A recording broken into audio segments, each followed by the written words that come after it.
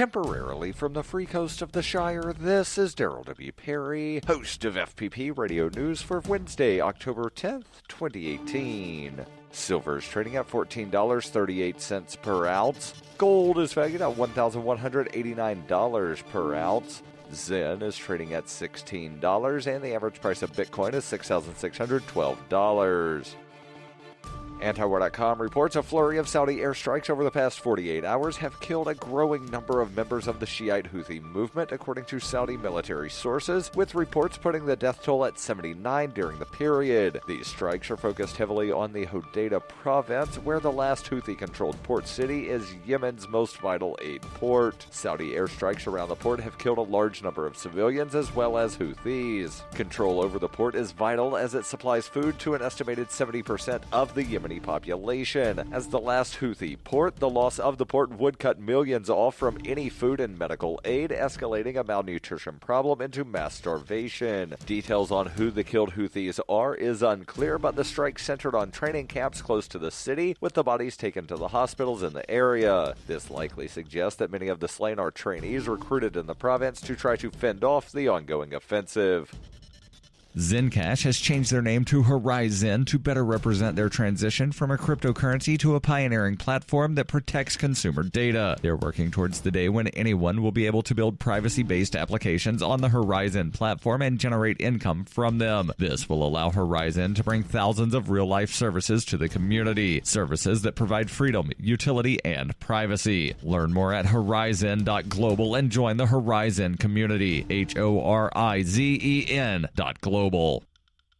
UPI reports a Tennessee prisoner has requested that he be put to death via electric chair if the state carries out his execution as planned later this week. In an affidavit dated Saturday, Edmund Zagorski said he believes both electrocution and lethal injection are unconstitutional punishments, but added that he does not want to be subjected to the torture of the current lethal injection method, which he unsuccessfully challenged in court. Zagorski was sentenced in 1984 in the killing of two men during a drug deal a year earlier. The Tennessean reported that the Tennessee Department of Corrections has not commented on Zagorski's request to be electrocuted. However, Nashville Scene reported prisoners convicted before 1999 can choose their execution protocol. State prison officials tested the electric chair in February. Kelly Henry, one of Zagorski's attorneys, said the method is the lesser of two evils, saying of lethal injection that 10 to 18 minutes of drowning, suffocation, and chemical burning is unspeakable. Pharmaceutical companies have objected to the use of their drugs in executions, with some forbidding their sale to correctional facilities. Nashville Scene reported the electric chair was last used in Tennessee in 2007, marking the only time it was used in the last 58 years.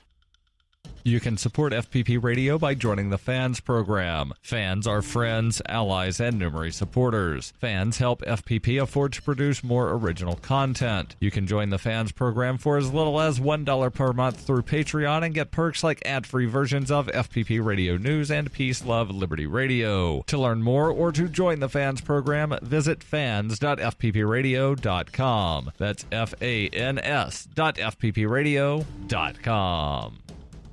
Reuters reports a Missouri judge ordered Tuesday that state election authorities could no longer tell voters that they are required to show a photo identification card in order to cast a ballot, blocking parts of Missouri's voter identification law. The ruling came less than a month before the November 6th elections, when control of Congress is at stake. Cole County Senior Circuit Judge Richard Callahan wrote in his ruling, "No compelling state interest is served by misleading local election authorities and voters into believing a photo ID card is a requirement for voting." According to the ruling, state officials can no longer spread materials that say a photo identification card is required to vote, or that voters will be asked to show a photo ID card without specifying other forms of identification that voters may also show. In addition, the ruling says state authorities can no longer require people otherwise qualified to vote to sign a sworn affidavit. The decision followed a lawsuit filed in June by Priorities USA, which argued the law was unconstitutional. A representative from the office of John Ashcroft, Missouri Secretary of State, which administers elections in the state, did not immediately respond to a request for comment on the ruling. Ashcroft has promoted the law as a way of preventing voter fraud, but he has only been able to confirm one instance of voter impersonation in Missouri, according to the St. Louis Post-Dispatch.